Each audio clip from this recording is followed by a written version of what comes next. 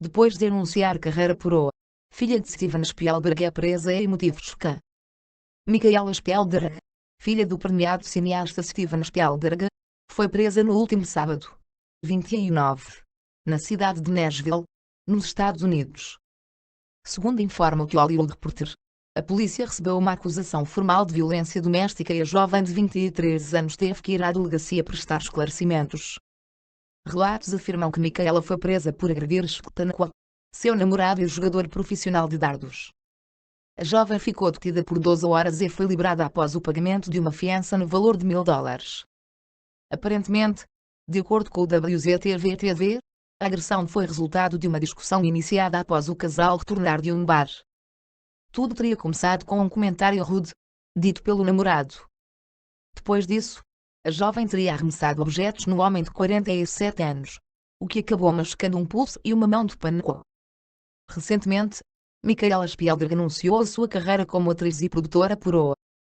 Em entrevista ao Tsum, ela disse: "Me cansei de não poder capitalizar meu corpo e, francamente, me cansei de me dizer para odiar meu corpo. Também me cansei de trabalhar dia a dia de uma maneira que não estava satisfazendo minha alma." Ela ainda conta que adotou o nome Sugar Star para estrelar as suas produções. No entanto, Micaela não pretende contracenar com outros atores e atuar sozinha. Em conversa com o jornal, a jovem revela que seus pais, Steven Spielberg e Kate Capshaw, ficaram surpresos no início, mas não chateados com a sua decisão. "Isso não é como uma opção fim de carreira ou cheguei ao fundo do poço. Esta é uma escolha positiva e empoderadora. Percebi que não há vergonha em ter um fascínio por esse setor e querer fazer algo que seja consensual, seguro e são", disse Micaela Spielberg. Essa acrescenta: "A razão de eu não querer fazer nada fora do material solo é porque sinto que isso seria uma violação dos meus limites e do meu relacionamento com o meu parceiro." Revolta dias antes da despedida de Meghan e Harry. Os compromissos oficiais de Meghan Markle e Harry enquanto membros da família real estão quase a terminar. No entanto, a despedida promete ser tudo menos pacífica. A antiga atriz terá um evento oficial com a Rainha Isabel II e o marido da Inglaterra já na segunda-feira, a propósito das celebrações do Dia da Commonwealth, mas os acontecimentos das últimas semanas têm prejudicado a relação entre as duas. Tudo porque Isabel II emitiu um comunicado, há uma semana, no qual deixou claro que Harry e Meghan teriam de deixar de usar o termo realeza na sua marca, Sussex Royal. Uma atitude que deixou Meghan furiosa. De acordo com uma amiga da duquesa de Sussex, o casal está a sentir-se injustiçado por ser tratado de forma diferente em relação a outros membros que tomaram decisões semelhantes. "Se há alguém que deve sentir-se culpado são eles, realeza. Os duques de Sussex nunca quiseram capitalizar a palavra real", revelou ao Daily Mail. A Meghan tem a certeza de que a rainha estava sob pressão quando fez as exigências de mudar de nome. "O Harry é o favorito da rainha e outros não conseguem lidar com isso", concluiu. Relação tensa entre irmãos. Com a mudança definitiva de Harry e Meghan Markle para o Canadá já a partir de dia 1 de abril, a relação com William e Kate Middleton vai ficar ainda mais distante. Os irmãos já admitiram divergências. O jovem de 16 anos filma sexo com menina de 13 no Porto. Um adolescente de 16 anos foi detido pela PJ do Porto por abuso sexual de uma menina, de 13, com a qual namorava há 9 meses. Ambos estavam institucionalizados. O suspeito ainda registrava imagens dos atos sexuais e partilhava-as com outros. A menina fugiu várias vezes das instituições que a acolheram para manter relações sexuais com o abusador, estudante, que sabia a idade da menor e que foi já presente a juiz ontem à tarde. Reforço conversa com ex-companheiros e recebe boas impressões do cruzeiro. O volante de Gina desembarcou em Belo Horizonte na manhã desta terça-feira para realizar exames médicos, assinar contrato e ser novo jogador do cruzeiro. Logo na sua chegada no aeroporto de Confins, revelou conversas com um companheiro de Palmeiras e com o próprio técnico Adilson Batista a respeito do que poderia encontrar na capital mineira. A impressão, segundo ele, foi a melhor possível. Aos 33 anos, gostou, por exemplo, do que ouviu do atacante William Bigode, de passagem marcante pela Raposa. "Conversei bastante com ele. Só tenho boas notícias de BH. A adaptação vai ser rápida", disse o jogador, que teve sua contratação pedida pelo atual treinador celeste. "Falei com o Adilson e, por mais que eu tenha feito poucas partidas, 11 no ano passado, me sinto bem e não vejo a hora de voltar a atuar." Vai ser um grande recomeço para mim e para o Cruzeiro. Ao longo de 2020, Cruzeiro e Palmeiras irão dividir o pagamento do salário do meio-campista, que também pode jogar como lateral direito. Ao final do ano, caso o clube consiga o retorno à Série do Campeonato Brasileiro, existe a possibilidade de prorrogar o vínculo por mais uma temporada, já que a partir de então estará livre do compromisso com o Verdão. Tudo o que conquistei faz a gente ter responsabilidade. É natural isso e estou aqui para ajudar o Cruzeiro a voltar ao seu lugar de origem.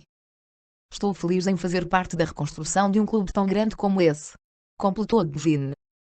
Em seu ex-clube, o atleta participou das conquistas do Brasileirão de 2016 e 2018. No entanto, perdeu espaço nos últimos tempos e não seria aproveitado pelo técnico Vanderlei Luxemburgo. IP3 reabertou ao trânsito no troço entre Tondela e Valverde. O IP3 já reabriu ao trânsito, no troço entre Tondela e Valverde, após ter estado cortado durante cerca de 3 horas devido a uma colisão entre dois carros.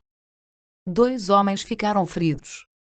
O acidente deu-se por volta das 19h45 desta terça-feira. Uma das vítimas, um jovem de 20 anos, foi transportada para o hospital de Viseu com ferimentos leves. Um outro homem, com 39 anos, ficou encarcerado tendo sido necessário realizar várias manobras para o retirar do veículo. De acordo com o segundo comandante dos bombeiros de Tondela, Rui Velo, a vítima registrava vários ferimentos e foi transportada em estado considerado grave. No local, a prestar socorro, estiveram os bombeiros de Tondela, a viatura médica de emergência e reanimação de Tondela, a ambulância de suporte imediato de vida e a GNR. Marcelo elogia a ação rápida e exemplar do Conselho Superior da Magistratura. O Presidente da República sublinhou a importância da decisão do Conselho Superior de Magistratura em relação aos juízes do Tribunal da Relação de Lisboa, considerando que a Justiça agiu rápida e exemplarmente, fortalecendo a democracia portuguesa. À margem da cerimónia de entrega do Prémio Biomedicina 2019, que decorreu hoje em Lisboa, Marcelo Rebelo de Sousa reagiu, tal como já tinha prometido, à decisão conhecida hoje do Conselho Superior da Magistratura, CSM, de instaurar processos disciplinares aos juízes desembargadores Vaz das Neves, Rui Gonçalves e Orlando Nascimento, do Tribunal da Relação de Lisboa. Eu queria, em primeiro lugar, sublinhar a importância desta decisão porque a justiça é um pilar da democracia portuguesa e porque na situação vivida só a justiça podia e pode prestigiar a justiça. Tinha que ser a própria justiça a decidir sobre a justiça. Começou por defender. Na perspectiva do chefe de Estado, tinha que ser o Poder Judicial, ele próprio, a perceber a importância da reação dos portugueses e da confiança que os portugueses precisam de ter na justiça e a agir rapidamente como agiu. Rápida e exemplarmente. Isto mostra que a justiça foi aquilo que nós estamos habituados a ver como o melhor que deve haver na justiça, que é olhos vendados, e seja quem for, em qualquer poder do Estado ou na sociedade civil, deve ser objeto de investigação porque ninguém está acima da Constituição e da lei. Elogiam, fazendo questão de cumprimentar o CSM por esta ação que fortalece a democracia portuguesa. Pompeu queria o hábito de cultar a China, mas politizar vírus não é bom para o ZEUA. Nota do editor. Na terça-feira, o secretário de Estado do ZEUA, Mike Pompeo, acusou a China e o Irã de censurar informações sobre o surto do Covid-19 e, assim, aumentar o risco para os outros países. Suas acusações são justas. Porque Pompeo ainda está politizando a epidemia nesta fase crítica. O repórter do Global Times, Li Qingqing, conversou com 2 especialistas chineses sobre esse assunto. Ni Feng, vice-diretor do Instituto de Estudos Americanos da Academia Chinesa de Ciências Sociais. Esta é a prática habitual de Pompeo. Ele é um extremista político anti-China. Seu entendimento da China vem quase inteiramente de seu ponto de vista ideológico, ao invés de tentar fazer julgamentos com base em fatos. No começo, de fato, houve problemas com a resposta inicial da China ao surto de Covid-19. Mas não sabíamos a gravidade da epidemia naquele momento. Fomos compreendendo o vírus à medida que a epidemia se desenvolvia, e medidas eficazes foram implementadas, em tempo hábil. As pessoas precisam de tempo para entender um problema desconhecido. No entanto, Pompeo tem colocado rótulos na China e criticado o sistema do país, o que mostra que ele vê a China por uma perspectiva tacanha. Tem havido diferentes vozes sobre o Covid-19 no ZEUA. Por exemplo, o presidente do ZEUA, Donald Trump, Na quarta-feira, contradisse um aviso anterior do Centro de Controlo e Prevenção de Doenças, CDC, sobre a propagação inevitável do Covid-19 no ZEUA. Isso revela uma disputa entre o escritório executivo do ZEUA e a Agência Profissional de Prevenção e Controlo. Os políticos do ZEUA podem não querer criar pânico, ou estão priorizando a situação econômica do ZEUA e as próximas eleições presidenciais. Os países têm abordagens próprias para lidar com o Covid-19. Pompeo está tentando beneficiar o ZEUA com o infortúnio da China. Mas há muitos americanos que acreditam que essa crise de saúde pública é uma ameaça enfrentada por todos os seres humanos, e os países devem se unir para combatê-la.